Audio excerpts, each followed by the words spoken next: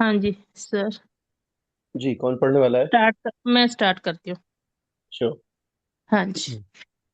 हाय, जिस अहले नजर ने तुझे देखा होगा, वो तमाशाई तो क्या होगा, तमाशा होगा। उसके बाद तेरे दामन पे जो टपका है ये मेरा आंसू, ये आज आंसू ही सही, कल तो सितारा होगा। Thank you. बहुत बढ़िया। फरमाते हैं कि हाय, जिस अहले नजर ने तुझे देखा होगा, वो तमाशाई तो क्या होगा, तमाशा होगा। देखिए, बात जो है वो बहुत ही खूबसूरती से कही गई है और बहुत ही ज्यादा मुझे लगता है कि जबरदस्त वाली जो गजलें हैं और जो मतले हैं, जो शुरू का शेर है जिसे मतला कहा जाता है, जिससे गजल शुरू होती है, उनमें से एक ये वाली डेफिनेटली है। क्योंकि इसमें जिस तरीके से बात कही गई है, वो बाय द वे, अगर किसी आदमी को न पता हो कि किसका शेर है और वो किस फिक्र के इंसान है और वो कौन सी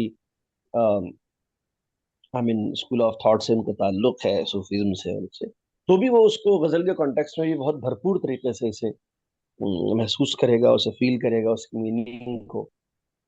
पहले तो इसमें कैद लगाई गई अहले नजर की, चूंकि देखते सब लोग हैं, मगर अहले नजर जो होते हैं ना, वो लोग होते हैं जिनकी नजर जो है वो बाकायदा पार की नजर होती है, और वो अच्छा बुरा सही गलत और महान और क्या कहते हैं, जो महान नहीं होते उसमें डिफरेंस कर पाते हैं वो लोग, उन्हें ही अहले नजर कहा जाता है। हर एक आंखों से देखने वाले को अहले नजर नहीं कहते। जैसे कि जब बात आती है शेर की, या बात आती है किताबों की कंपाइलेशन की, या एकेडमिक एक्टिविटीज की, सो उर्दू स्पीकिंग सर्कल्स में बोला जाता है कि किसी अहले नजर को दिखा लीजिएगा। यानी क्या मतलब? यानी एक ऐसा इंसान के जो नजर भी रखता है और नजरिया भी रखता है, उसे दिखा लीजिएगा। कहने का मकसद ये है, बहुत ही कैपेबल किस्म का आदमी हो, उसे दिखा लीजिएगा। ठीक है ना? इस वहां पर ये लफ्ज इस्तेमाल किया जाता है, अहले नजर वाला। तो इस कैद के साथ और इस प्री कंडीशन के साथ ये मिसरा कहा गया है, हाय जिस अहले नजर ने तुझे देखा होगा। यूं तो आते जाते सभी लोग हैं, ठीक है ना, और देखते हैं एक दूसरे को, मगर वो लोग के जो ब्लेस्ड होते हैं, जिन्हें पहचान होती है बड़ी और स्पिरिचुअल शख्सियतों की, दरअसल वो अहले नजर है। ठीक है? तो जिस उस तरीके के अहले नजर ने मेरे मुर्शिद आपको देखा होगा, वो तमाशाई तो क्या होगा, तमाशा होगा। दो लफ्जें हैं, देखें। तमाशाई होने के माना होते हैं किसी भी चीज को बहुत ध्यान से खड़े होके देखना, ऐसे कि आप खो जाएं उसको देखने में। जैसे मैं एग्जांपल देता हूँ, जैसे मिसाल के तौर पर ताजमहल के चारों तरफ तमाशाइयों का मजमा था। ठीक है? या आज मैंने रोड पे एक ऐसा मंजर देखा कि तमाशाइयों से घिरा हुआ था, मिसाल के तौर पर। यानी क्या मतलब? बहुत सारे लोग बिल्कुल बिल्कुल जिसे कहना चाहिए कि हैरत के साथ किसी चीज को घूर के और खो गए हों देखते हुए, तो उसे तमाशाई कहा जाता है। अच्छा जी, वो चीज जो हम देख रहे हैं, उस चीज को तमाशा कहा जाता है। यानी लोग उल्टा उसी को देखने लगे कि ये मतलब ये जो देखने वाला इंसान है, इस पे ऐसी कैफियत तारी है कि जो वो देख रहा है वो तो बाद में देखेंगे, पहले इसकी हालत देखो, वो देख कैसे रहा है, इसको हो क्या गया, खो गया एकदम से, बिल्कुल से। समझ रहे हैं आप इस टेक्निकलिटीज को, इस लफ्ज की बाजीगरी को और उसके खेल को, कैसे हल्का सा मोड़ के लफ्ज को तमाशाई से तमाशा बना के ये मीनिंग देने की खूबसूरत यहाँ पे जो है वो मिसाल कायम की है सुदर्शन जी महाराज ने। वो तमाशाई तो क्या होगा, यानी जो आदमी अहले नजर आदमी, जिसने आपको मेरे मुर्शिद देखा होगा, वो तमाशाई तो क्या होगा, तमाशा होगा। यानी क्या मतलब? वो उसने आपको ऐसे हैरत भरी निगाहों से देखा होगा कि लोग उनको छोड़ के खुद उस आदमी को देखने लगते होंगे कि इसको हो क्या गया है। ये कैसे हम्म। खो गया है ये, इसकी हालत क्या हो गई है। समझ रहे हैं मेरी बात को। तो तमाशा कहते हैं उस चीज को जिसे देखा जाए हैरत से, तमाशाई कहते हैं उस इंसान को जो देख रहा होता है बहुत ही ताज्जुब से किसी चीज को। This is a difference between तमाशाई एंड तमाशा। एंड आई आई एक्सपेक्ट के जब आप इस गजल को या इस शेर को इंटरप्रेट करें तो इन लफ्जों का जो हक है, जो उनका ड्यू बनता है, उस पर जरूर फोकस करते हैं, उसे लिखें, एलोबरेट करें कि इसका क्या मतलब है। जहन में ये कीवर्ड्स रहे।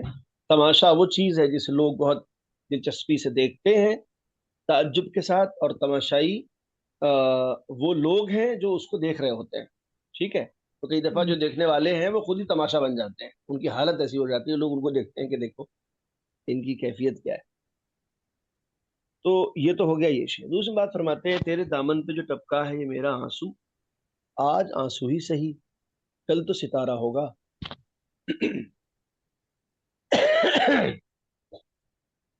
आमतौर पर आदमी जो है वो अपने मुकद्दर को सितारों से मिलाता है कि भाई इनके सितारे बुलंद हैं, उनकी किस्मत का सितारा इनका चमक गया है, और ऐसे बोलते हैं।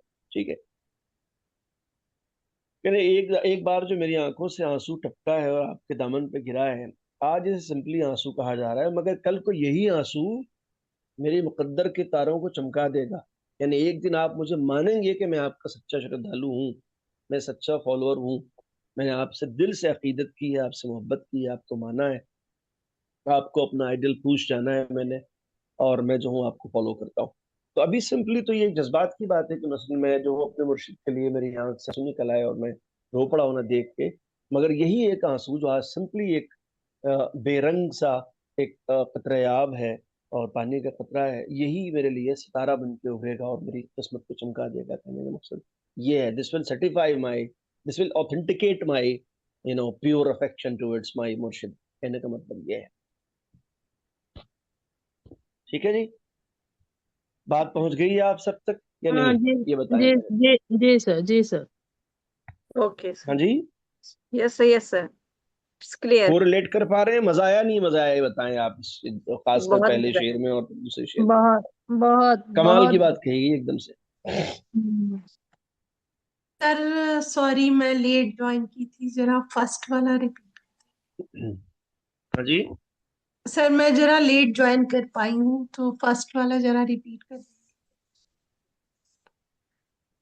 हाँ जी, पहले जो मतलब है उसमें ये बात कही जा रही है कि जिस अहले नजर ने, यानी उस तरह की निगाह रखने वाले ने कि जिसके पास नजर भी और नजरिया भी है, हर देखने वाले को अहले नजर नहीं कहते, उसने जब आपको देखा होगा मेरे मुर्शिद, वो तमाशाई तो क्या होगा, तमाशा होगा। वो सिर्फ देख नहीं रहा होगा, बल्कि उसे, उसकी हालत आपको देखते हुए ऐसी हो गई कि लोग खुद उसी को कहने लगते होंगे कि ये जो आदमी देख रहा है मुर्शिद को, खुद इसकी हालत क्या है। यानी वो खुद आदमी तमाशा बन गया होगा अपने आप में, जो देख रहा है आपको, ये मेरे मुर्शिद। तो फिर ऐसे में उस इंसान को तमाशाई, तो हम क्या कहें, उसे तमाशा कहना पड़ेगा कि वो देख नहीं रहा है, लोग उसी को देख रहे हैं। इसका हाल क्या हो गया है मुर्शिद को देखते हुए। ठीक है। जी जी ठीक है, थैंक यू सर। और फिर बाद वाला शेर है। और फिर भी किसी को कोई सवाल है, कुछ पूछ सकते हैं अगर किसी लफ्ज में कोई डाउट है, या अगले शेर में कोई मसला है तो। क्लियर है ये वाला एकदम। Yes sir. सर सर ये तमाशा और तमाशाई का फिर से एक बार जिक्र कर दीजिए थोड़ा सा। बहुत अच्छा अच्छा। खूबसूरत तरीके से किया है, पूरी तरह दिमाग में बैठ नहीं पाया। जी। देखिए मिसाल के तौर पर मैं आपको बताऊं कि किसी चौराहे पर कोई एक इंसान है कि जो कुछ ऐसी हैरत अंगेज और ताज्जुब वाली चीजें कर रहा है जिसे सब लोग घेरा बना के आंख फाड़ के देख रहे हैं। ठीक है, इमेजिन कर लीजिए आप इस मिसाल को। बहुत ही हैरतनाक करतब कर रहा है कोई इंसान, कोई बहुत ही अच्छे ताज्जुब में डालने वाले काम कर रहा है कोई आदमी। ठीक है ना। ठीक है। तो अब सारे लोग उसको तो चारों तरफ घेराबंदी बना के उसको देख रहे हैं हैरत से कि यार ये तो कमाल है, ये तो आदमी भाई, ये इसके पास हुनर कहाँ से आया। इस पूरे सिनेरियो में जो लोग देख रहे हैं वो तमाशाई हैं, जो देख रहे हैं वो तमाशा है। यहां तक बात आ रही है समझ आप लोगों की। हाँ जी। यानी जिसे देखा जा रहा है वो तमाशा है और जो देख हम्म, रहे हैं वो तमाशा है। ओके। हाँ जी। यानी कभी कभी ऐसा होता है हमारे सामने कोई ऐसा इंसान होता है या ऐसा हैरत अंगेज नजारा होता है हाँ जी। जिसको देखने वालों पे ऐसी कैफियत तारी होती है ताज्जुब की, ऐसे खो जाते हैं कि लोग उन देखने वालों को ही देखने लगते हैं कि वो कैसे देख रहा है। कि वो कैसे देख हाँ, रहे हैं, इनको हो क्या गया, इनकी हालत देखो जरा सा। ठीक है। तो हाँ। इसमें ऐसे में होता ही है कि जो देख रहे हैं, जो तमाशाई, वो खुद ही तमाशा बन गए हैं। हाँ जी। लोग उन्हें देख रहे हैं। जी। ठीक है। जी। आखिरी की बिल्कुल। बात समझ में या नहीं, ये बताएं। हाँ जी, बिल्कुल क्लियर हो गया सर। तमाशा और तमाशाई का फर्क पता चल जी जी गया। जी, तो बस अब इसको कोरिलेट करना है आपको। हाँ, अब हमारा अपने। जी। हमारा मुर्शिद के साथ। हाँ जी जी। जी जी जी जी। हाँ जी। यानी आप जब अपने मुर्शिद को देखेंगे तो जो आपका मेंटल तो बस, उस वक्त यानी स्टेटस होगा, और जो आपकी ताज्जुब की कैफियत होगी, और जो आपकी फीलिंग्स होंगी, जो आपके एक्सप्रेशंस होंगे, वो ऐसे होंगे कि आप सभी लोग हैं तो दरअसल तमाशाई, मगर कोई और देखेगा आपको देखता हुआ उनको, तो वो आप ही को देखने लगेगा कि इनको हो क्या गया है। हम्म। हम्म। हाँ हम्म। सर आगे मैं पढ़ूं? हाँ हाँ, बिल्कुल पढ़े। आवाज बहुत धीरे सी आ रही है, मैंने तो नहीं किया हुआ। मैंने ठीक है आवाज। जी। सर अब क्लियर है? हाँ जी। आवाज क्लियर है सर? आ रही है आवाज। आवाज आ रही है, मेरा एक फोन कान से थोड़ा सा बाहर निकला हुआ। जी। शोला शीशे से गिरेगा तो किरण फूटेगी, आंख साकी से मिलेगी तो सवेरा होगा। हम्म। इतना ही स्क्रीन पे आ रहा है अभी सर। हाँ, तो इस शेर पे बात कर लेते हैं, फिर जो स्क्रीन चेंज होगी तो अगला पढ़िएगा, ठीक है। फरमाते हैं कि शोला शीशे से गिरेगा तो किरण फूटेगी। अगर शीशे को, जो कि बिल्कुल ट्रांसपेरेंट और पारदर्शी हो, प्योर हो, साफ सुथरा हो, जब उसे जलाया जाता है, आग के हवाले किया जाता है, शोला कहते हैं फ्लेम को। ठीक है। शोला और शीशा दोनों फारसी के अल्फाज हैं। सो उस शीशे को जलाया जाएगा, आग के हवाले किया जाएगा, तो उसके अंदर से किरण फूटती है, उजाला हम्म। सा होता है उससे। कहने का मतलब ये है। आ रही है बात हम्म। समझ में? हाँ जी, हाँ जी। हाँ। तो ये एक एक प्रोसेस है कठिन परिश्रम का। ठीक है ना। एक बहुत ही टास्क है ये, वैसी वाली, कि जिससे उस शीशे को गुजरना पड़ता है, तब जाके वो रोशनी और उजाला और किरण बिखरती है उससे। ये बात तय है ना, फैक्ट एकदम। हाँ अब जी। आइए दूसरा मिसरा पढ़ते हैं। आंख साकी से मिलेगी तो सवेरा होगा। ये बिल्कुल ऐसे ही है कि जैसे हम लोग हमारी जिंदगियों में अंधेरा ही अंधेरा है। हमारे यहाँ सवेरा या उजाला, किरण तक उठेगी, हमारी यहाँ मुर्शिद से मिलेगी, उसके पहले सब अंधेरा है। तो एक प्रोसीजर है जो फॉलो करना होता है शीशे को भी, क्या कहते हैं, उजाला बिखेरने से पहले, और क्या कहते हैं, आपके, हमको भी अ, अगर अपनी जिंदगी में उजाला चाहिए, तो उसी जल के पिघलने वाले शीशे की तरीके से अपने आप को इस मंजिल पर लाना होगा कि हमारी आंखें जो है वो चार हो जाए, किससे? मुर्शिद से। तब जाके जिंदगी में सवेरा होगा। अगर उनसे कुर्बतें हैं, उनसे दीदार है, उनसे मुलाकात है, तब तो जिंदगी में उजाला है। और अगर उनसे मुलाकातें नहीं, उनका दीदार नहीं है, जो हमारे स्पिरिचुअल गुरु हैं, जिससे हम मोटिवेशन लेते हैं, तो हमारी जिंदगी में अंधेरा ही अंधेरा है। दरअसल गाइडेंस जो मिलती है मेंटर से या मुर्शिद से या लीडर से या रहनुमा से, पेशवा से, उसकी वजह से इंसानों की जिंदगी में उजाला होता है, इंसान राइट पाथ पे जिंदगी गुजारता है। ठीक है ना। अगर वही मैसर ना है तो फिर तो अंधेरा ही अंधेरा है कि नहीं? हाँ जी। हाँ, न कभी चांद निकलता न सवेरा होता, वो न होते तो जमाने में अंधेरा होता। वाह। ठीक है। ये जी। बात है। सर इसका मतलब हमें ये हुआ कि हमें भी उस शीशे के प्रोसेस से निकलना होगा। जी।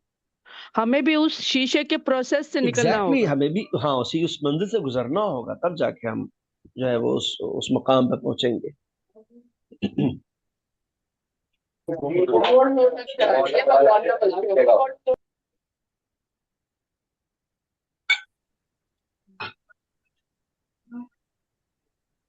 हाँ जी, बताइए।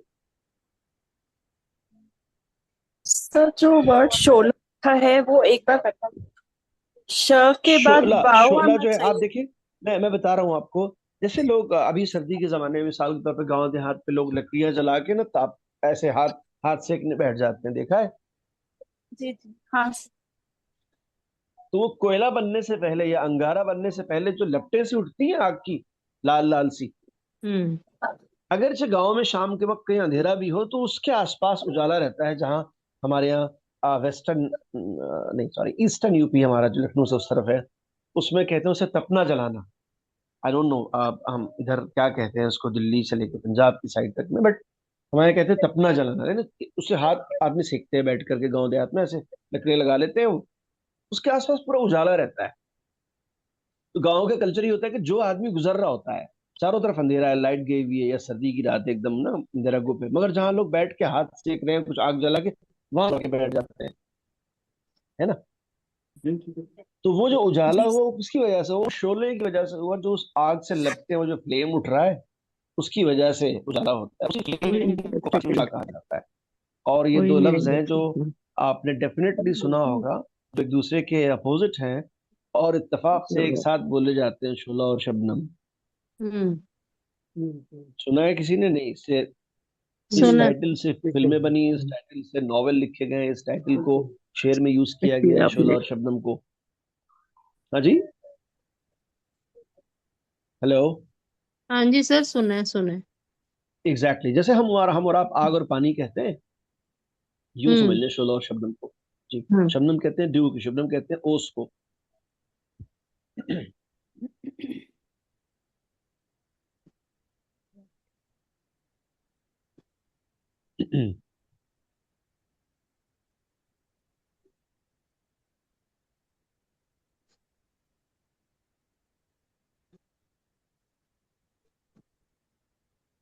हाँ जी,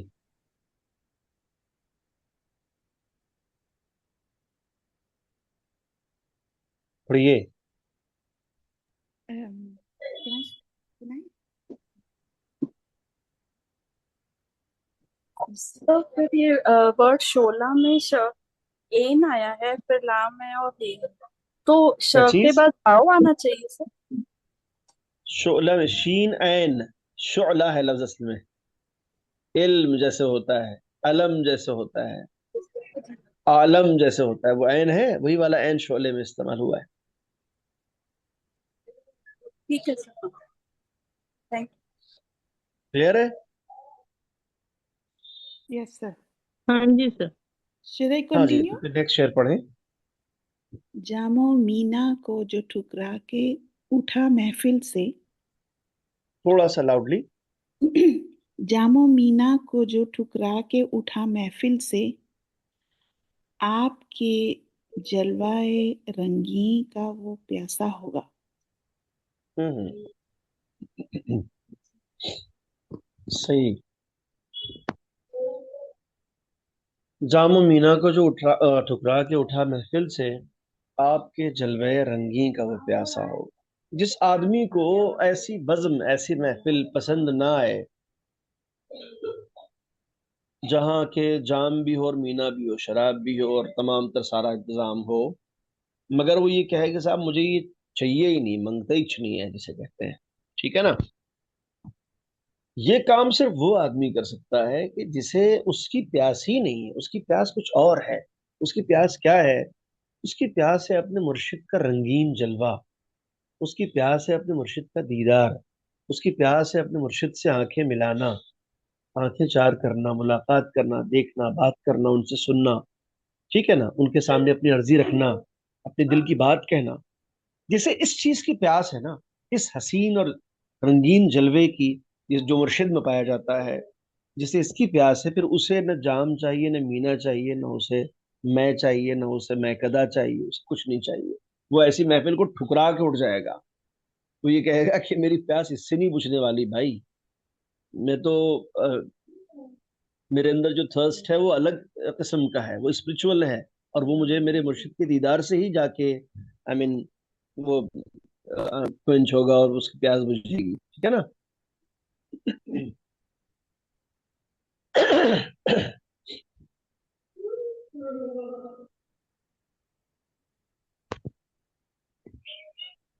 points. Is it clear or not?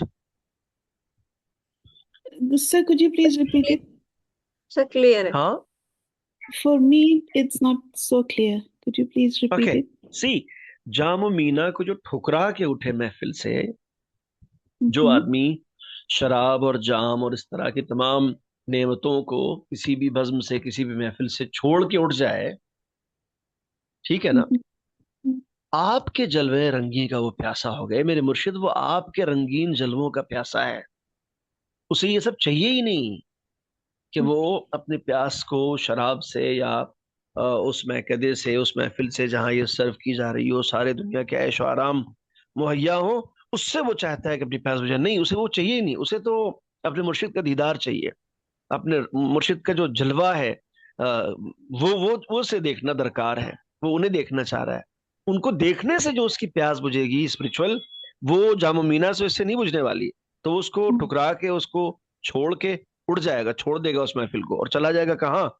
जहां दीदार मैसर हो अपने मुर्शिद का, क्योंकि उसकी प्यास का ताल्लुक मुर्शिद के दीदार से है, जामो मीना से नहीं है। Okay, thank you. You got the point or not? Yes, I got it.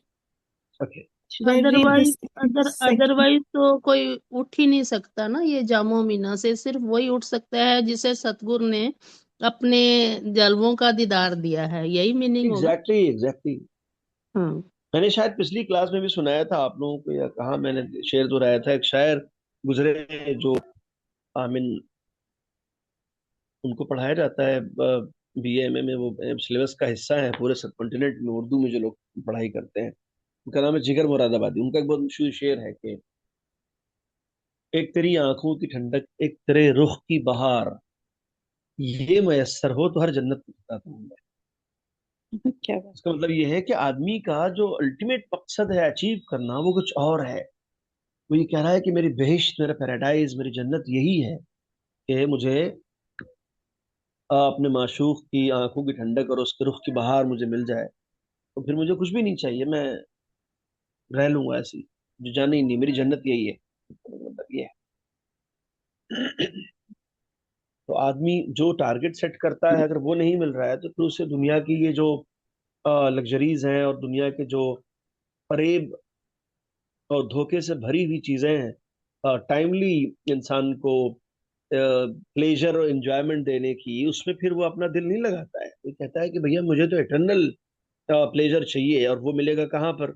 Spiritual बारगाह में मिलेगा, अपने लीडर से मिलेगा, अपने मुर्शिद से मिलेगा। ठीक है ना? Right. जी, Should I continue with the second share? Of course. Okay. ये जमाले माँ हो खुर्शीद, ये हुस्ने आलम, मेरे महबूब का अक्से रुख ज़ीबा होगा। अक्से रुखे ज़ीबा होगा। अक्से रुख। जी, Thank you, ये sir. जमाले महो खुर्शीद, ये हुस्ने आलम। जमाल कहते हैं ब्यूटी को, हुस्न को।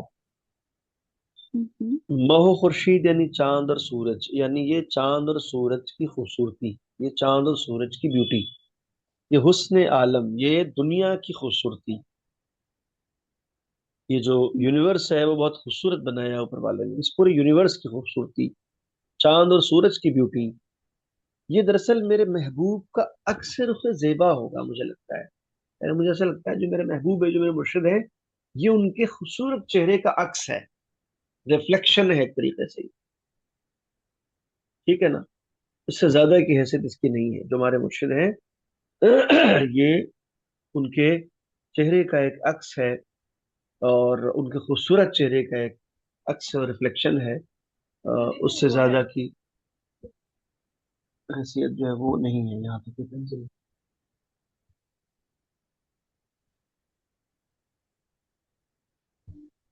Mhm.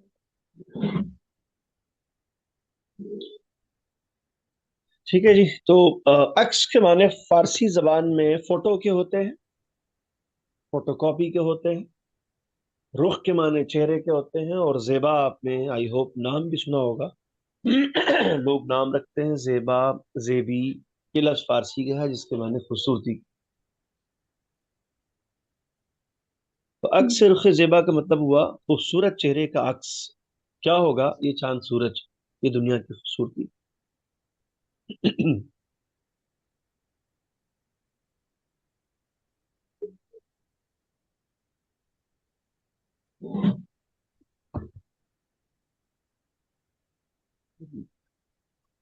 नहीं,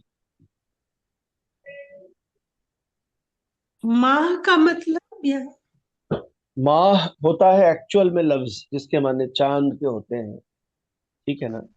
और वो शेर में इस यहाँ पर रिदम की जो गुंजाइश थी उसके हिसाब से मह हो गया है लफ्ज। मह खुर्शीद यानी चांद और सूरज। जी थैंक यू। आपने सुना होगा माहजबी का लफ्ज इस्तेमाल किया जाता है, यानी जी जी चांद जी। जैसी पेशानी, चांद जैसा माथा, फोरहेड। माह माने चांद, जबीन के माने होते हैं फोरहेड के, तो महजबी या माहजबी का लफ्ज इस्तेमाल किया जाता है। और महताब का मतलब क्या होता है सर? महताब माने भी महताब। चांद होता है, जी जी, महताब माने चांद होता है, आफ्ताब माने सूरज होता है। यानी उसी फारसी जबान में खुर्शीद के अलावा दूसरा लफ्ज जो बोला जाता है वो है आफ्ताब। खुर्शीद, खुर्शीद के माना में उसी तरह माह, महताब, इवन तो मेहर। महताब दोनों का मतलब चांद है।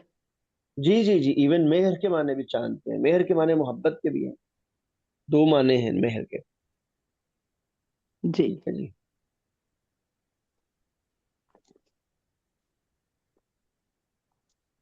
सर और मैं खुर्शीद मतलब सर?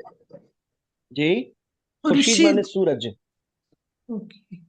चांद और सूरज, वह खुर्शीद।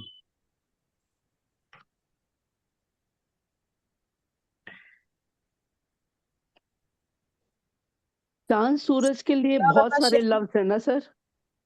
हाँ, बहुत सारे अल्फाज हैं, ये सारे फारसी के अल्फाज हैं। मैं कोई प्रोग्राम था जिसमें छोटे बच्चों ने बहुत अच्छा परफॉर्म किया, एक से ज्यादा कई सारे बच्चों ने शेर पढ़े, किसी ने बहुत अच्छी अच्छी प्रेजेंटेशन दी। मैं इत्तेफाक से उसको कंडक्ट कर रहा था, तो मैंने एक शेर वहां पर कोट किया था, वो आप लोगों को सुनाता हूँ मैं।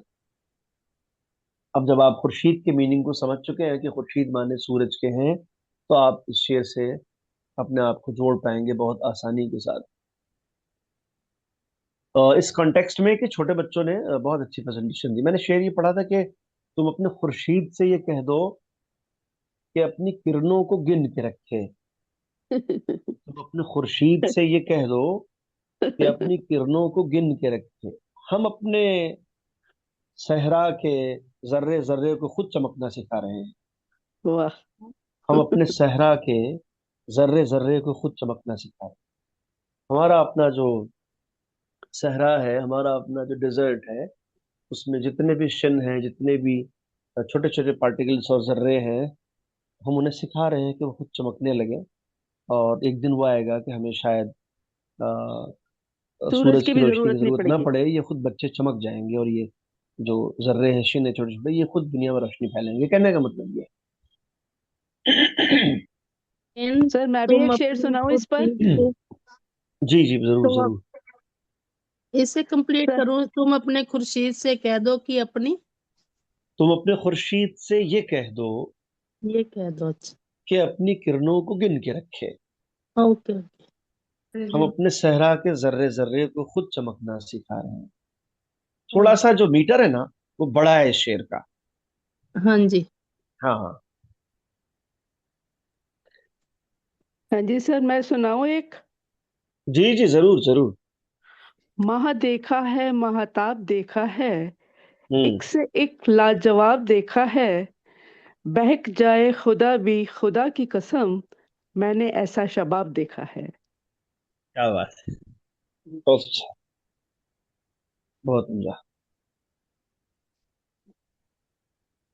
सही बात। ये जो क्या कहते हैं, अ, राहत इंदौरी साहब थे, ये इन्होंने चंडीगढ़ पंजाब में कोई मुशायरे में ये शेर पढ़ा था। पंजाब की खूबसूरती से इम्प्रेस हो गई, गजल गई थी उन्होंने, और उसको दुनिया में हर जगह पढ़ा उन्होंने, और जिक्र करके चंडीगढ़ का, पंजाब का। हम्म। कहते हैं कि चलते फिरते हुए महताब दिखाएंगे तुम्हें, हम्म। चलते फिरते हुए महताब दिखाएंगे तुम्हें, आ भी जाओ कभी पंजाब दिखाएंगे तुम्हें। बहुत मशहूर शेर हाँ, उनका है। जी जी बहुत अच्छे। जी। बहुत बढ़िया, बहुत बढ़िया। बहुत ही अच्छा सर। जी। नेक्स्ट हमारा है हाय उस फूल जी। कौन सा पढ़ रहे हैं इसको, या कौन साहबा पढ़ रही हैं? मैं साहब तो पढ़ती हूँ अल्पमत सर। में है मेरे ख्याल में। हाय, हाय उस फूल की कीमत। हाँ जी। जी। हाय हाय, उस फूल की कीमत। मैं पढ़ती हूँ जी जी। सर। जी जी। हाय उस फूल की कीमत को कोई मुझसे पूछे। कोई कोई है। मुझसे पूछे, उसने आ, उसने बेकार समझ कर जिसे फेंका होगा। फेंका फेंका होगा। हाँ जी। हम्म। तो हाय उस फूल की कीमत कोई मुझसे पूछे, उसने बेकार समझकर जिसे फेंका होगा। तो जाहिर है कि हम जिस जज्बे से फूल पेश करते हैं कहीं पर भी, लाजिम नहीं कि हर जगह हर एक इंसान के यहाँ जिसके सामने बहुत सारे लोग हों वो सबको उतनी अटेंशन पे कर सके और सबके चीज़ों को उतनी ही उससे कर सके। तो हो सकता है कि किसी एक इंसान की फूल को उतनी अटेंशन न मिले जितनी वो चाहता है, एक्सपेक्ट करता है सामने वाले से, और वो फूल गिर जाए या फेंक दिया जाए, किनारे रख दिया जाए। मगर जिस श्रद्धा से जिस आदमी ने वो फूल पेश किया है, वो उस किनारे रखे हुए या फिके हुए या गिरे हुए फूल की कीमत वही जानता है कि उसने किस सच्ची श्रद्धा और सच्चे जज्बे से उसने वो फूल पेश किया था। तो हाय उस फूल की कीमत कोई मुझसे पूछे, उसने बेकार समझकर जिसे फेंका होगा। यानी अगर इसको 100% और लाजमी तौर पर और डेफिनेटली फॉर श्योर इसे मुर्शिद के कॉन्टेक्स्ट में नहीं भी अप्लाई करें, आप इसे प्योर गजल का शेर समझें, तो ये ज्यादा अप्रोप्रिएट और आई मीन मीनिंगफुल आपको नजर आएगा कि अगर महबूब का और माशूक का या जिस इंसान का मूड सही नहीं है और आपने बड़े उससे जो है वो उसे पेश किया और उसने अगर उसको उसको फेंक दिया, तो उसकी क्या कीमत है, वो किस फीलिंग के साथ दिया गया है, वो हम जानते हैं। अगला जो है उस वक्त उस कैफियत में नहीं है कि उसको इम्पोर्टेंस दे, उससे समझे और उसे उसकी वजह से वो drastically with in a second change हो जाए। वो ऐसा तो नहीं मुमकिन है ना। ये उस चीज की तरफ इशारा किया जा रहा है।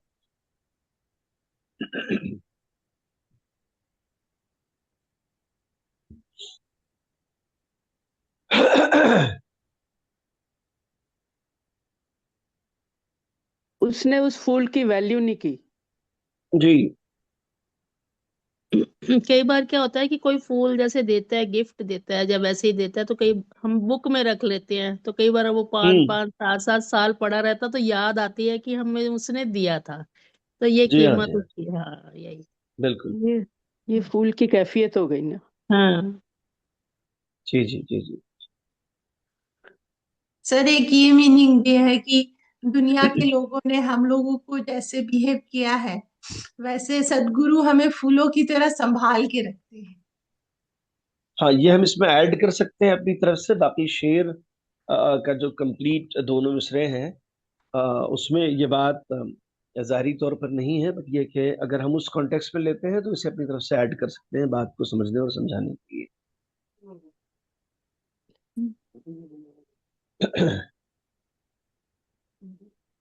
सर इसका मतलब ये हुआ कि हम जो शेर का मतलब है उसको समझाने के लिए हम कई एग्जाम्पल्स दे सकते हैं। जाहिर है, जाहिर है, जाहिर है। अच्छे शेर की कामयाबी ये है कि वो जितना ज्यादा आई मीन इंक्लूसिव हो और जितना ज्यादा चीजों पर फिट हो जाए, जितनी ज्यादा उसको समझाया जा सके, अलग अलग एंगल से उसमें मीनिंग पैदा किए जा सके। ठीक है। तो it means it's a plus point. जी। गालिब की गजलों पे आज ऐसी शरहें और ऐसी इंटरप्रिटेशंस लिखी जा रही हैं जिसके बारे में लोग कहते हैं कि खुद गालिब भी जिंदा हो और आगे पढ़ें तो कहेंगे भाई मैंने ऐसी कोई बात नहीं की थी। ये सब यानी साहित्य के लोगों और अदबी लोगों के यहाँ के मजाक है। गालिब कहेंगे भाई मेरा ऐसा कोई मतलब नहीं था, ये क्या क्या लिख दिया आपने। इतनी डेप्थ में तो मैं भी नहीं गया था।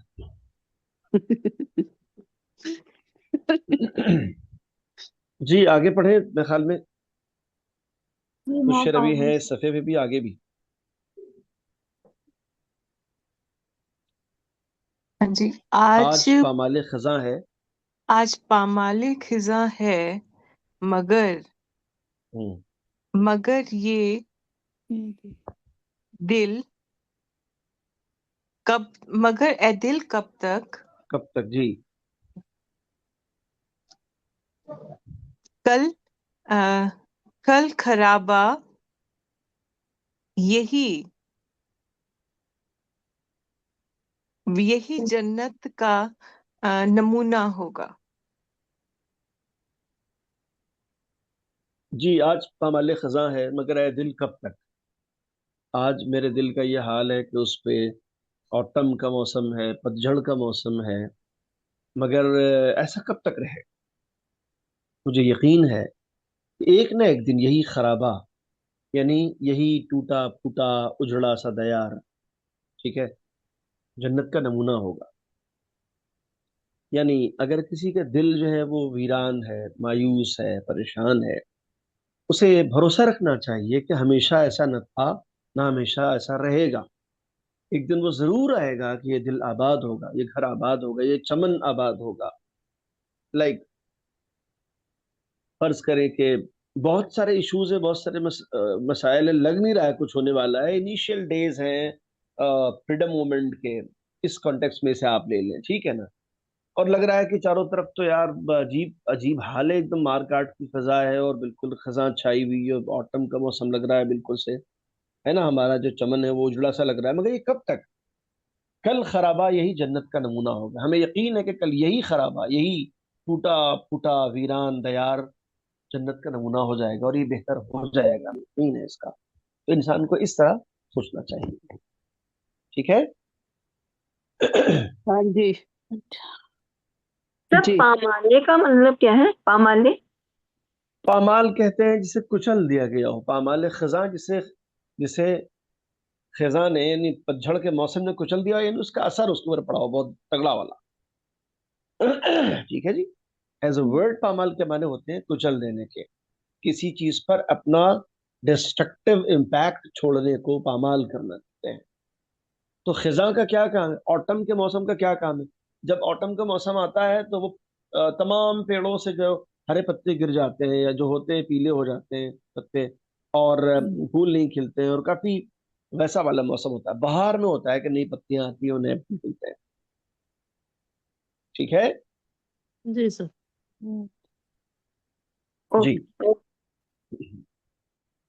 खराबा कहते हैं किसी भी ऐसे उजड़े हुए किस्म के वीरान टूटे फूटे घर को जिसकी छत गिर गई हो, उसमें कोई न रहता हो और लगे कि यहाँ आसार जिंदगी नहीं है, उसे खराबा कहा जाता है।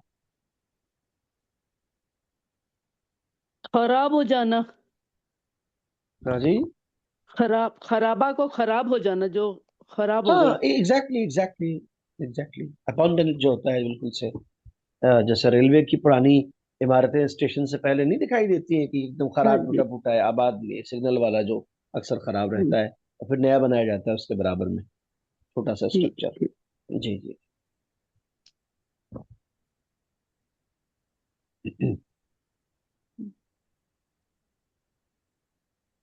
आगे चले हम लोग। इर्तिका। हाँ जी, इत्तिका का ये मुसाफिर पढ़िए। इसे कहते हैं बशर, हम्म,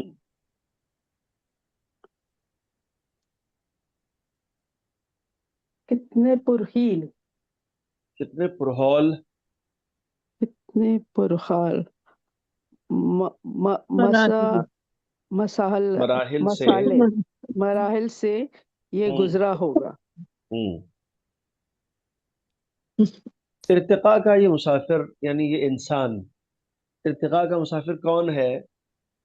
हाँ जी, हम्म, ये ट्रैवलर ऑफ डेवलपमेंट कौन है, इंसान है ना, जो हम्म, तरक्की के रास्ते और तरक्की का सफर तय कर रहा है। एक दौर था जब इंसान का जो आई मीन सिविलाइजेशनल कंडीशन ये थी कि उसे पहनने के लिए कपड़े मौजूद नहीं थे, पत्तों से खुद को छुपाया करता था। ठीक है ना। बट फिर भी उसके अंदर जो हया का सेंस है वो गॉड मेड था, कि उसने अपने आप को चाहा कि अपने आप को छुपाए, ठीक है ना, कवर करे। एक दौर वो था। आज दौर ये है कि आपके पास ब्रांड्स हैं कपड़ों की, अलग अलग तरीके हैं, फैशन है। इंसान ने, आई मीन, सिविलाइजेशन के कॉन्टेक्स्ट में इर्तिका पाई है, यानी तरक्की हासिल की है, उसने आगे बढ़ाया आदमी, है ना। घर पे कैसे, आई मीन, जमीन पे कैसे रहना है, कैसे मकान बनेगा, कैसे छत बनेगी, कैसे साया होगा, एक जमाने में ये सोचने का शऊर नहीं था हमारे पास। आज इंसान चांद पे प्लॉटिंग करने की बात कर रहा है, यानी तरक्की की है इंसान ने। अब सुनिए क्या फरमाते हैं आज, इर्तिका का ये मुसाफिर जिसे कहते हैं बशर, यानी तरक्की का ये मुसाफिर जिसे इंसान कहते हैं, कितने पुरहौल मराहिल से ये गुजरा होगा, कितने डरावने स्टेजेस से ये आदमी गुजरा होगा थ्रू आउट ह्यूमन हिस्ट्री। कितने डरावने और खौफनाक और फियरफुल स्टेजेस से, यानी मराहिल से इंसान गुजरा होगा।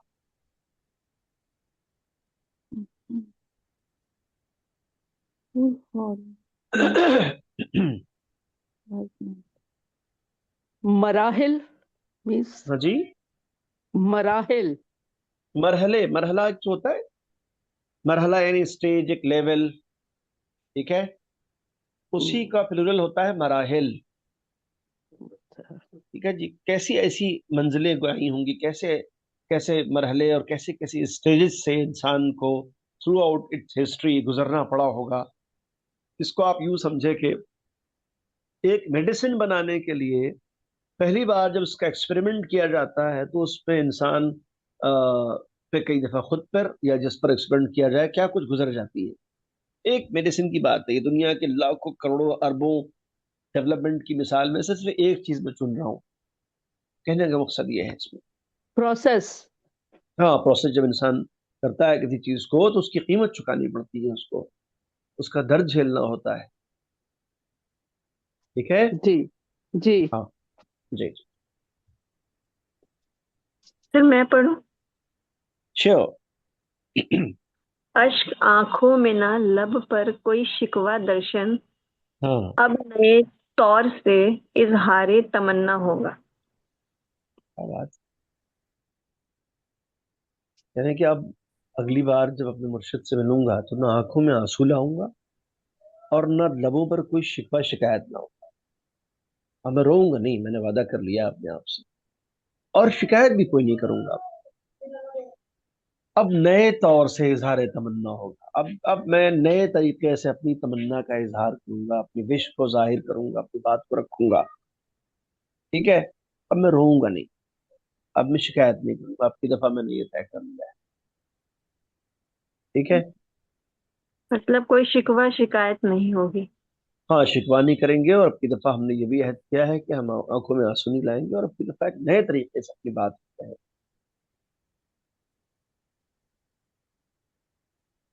ओके। Yes sir. ओके। हम्म।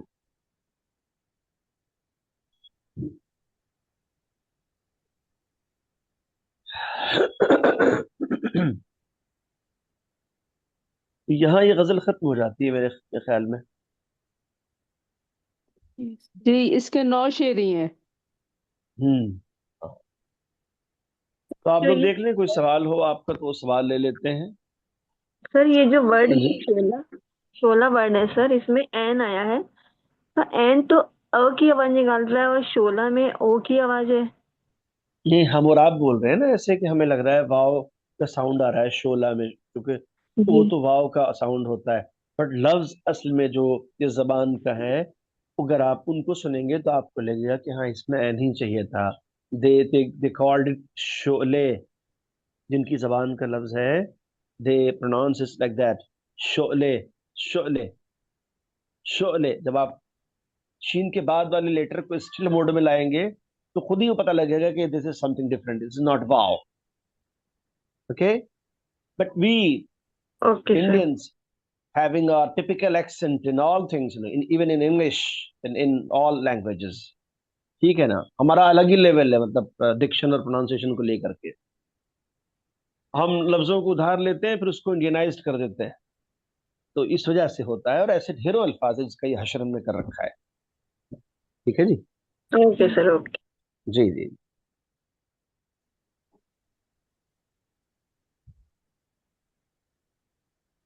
जैसे आगे उसी में जेबा का लफ्ज हम लोग बोलते हैं, अब हम बोलते हैं जेबा, बट जिनकी जबान का लफ्ज है वो लोग इसे जीबा कहते हैं।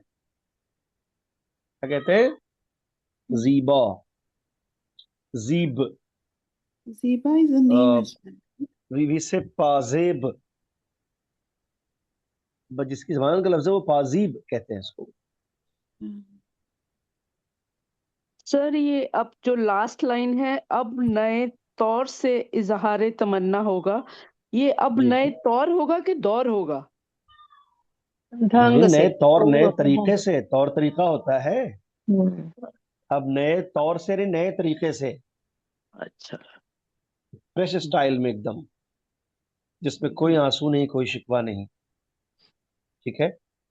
जी। नए तौर से, तौर तरीका एक साथ बोला जाता है, उसकी बात हो रही है। तौर तरीका ही यानी है। अपनी कार्यशैली में थोड़ा बदलाव लाऊंगा, कहने का मतलब ये है।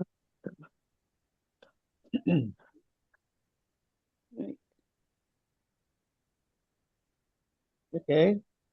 हाँ। Yes, sir. But short class seems like very short.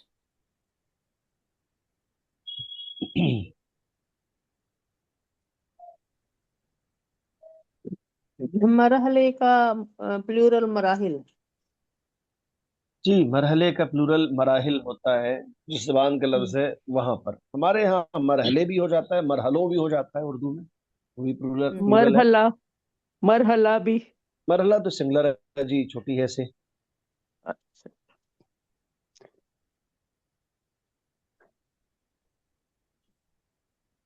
Hmm. बहुत ही मीनिंग्स है इसमें, है ना। जैसे पामाले की जी जाए, उसमें पतझड़ भी आ गया, कुचला हुआ भी आ गया। मतलब जी। नहीं, जो। वो तो खैर अब लफ्ज हाँ। इस्तेमाल किया गया है, बट जो उसकी हम्म। सिंबॉलिक मीनिंग है वही हम उसको लेंगे कि ऐसी चीज के जिसके ऊपर उसका असर पड़ जाए, तय का, पतझड़ के मौसम का। हम्म। तो उसे कह दिया जाएगा हम्म। पामाल खजा, यानी इसको हम्म। पतझड़ के मौसम ने कुचल दिया एकदम से। ठीक है। सर हर शेर में एक या दो लफ्ज थोड़े मुश्किल हैं, बाकी बाकी के शेर बहुत आसान है, पर एक दो लफ्ज मुश्किल है, उसी मुश्किल लफ्ज पर ही पूरा शेर बेस है। हाँ, जाहिर है, जाहिर है, सारा जो मसला है वो सही मौके पर सही लफ्जों का चुनाव और उनका इस्तेमाल।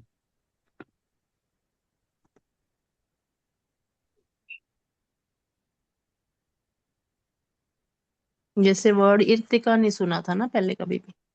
हाँ, हाँ, पहली बार ही तरक्की सुना देखी होगा है। आपने, जी जी। तरक्की हम्म। सुना होगा कि तरक्की कर ली विकास, वही इतना हमने। तरक्की, अब वो हाँ। इर्तिका है उसका रूट असल में।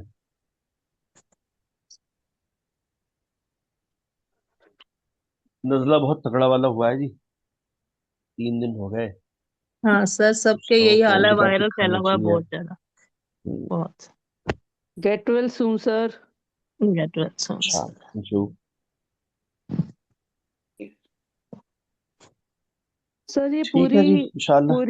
जी। पूरी गजल में सबसे खूबसूरत शेर जो मुझे लगा है वो, शोला शीशे से गिरेगा तो किरण फूटेगी, आंख साकी से मिलेगी तो सवेरा होगा। गजल पूरी बहुत खूबसूरत है, ये शेर बहुत लाजवाब है।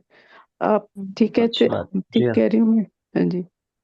हाँ, नहीं, बहुत अच्छा शेर आपने, मतलब बहुत ही सारे शेर इसके अंदर बहुत मीनिंगफुल हैं। आपका सिलेक्शन भी अच्छा है, बहुत अच्छा है। डिपेंड करता है कौन सा शेर हम, आई मीन, हमें बहुत अपील करता है या हम कहीं ना कहीं कोरिलेट कर रहे होते हैं, तो हम्म। उसे कहते हैं कि ये मेरा पसंदीदा शेर है। इसका बिल्कुल मतलब नहीं होता कि बाकी शेर जो है वो कम है किसी तरह से। बाकी जो हमें हमें अच्छा लगता है वो बताते हैं।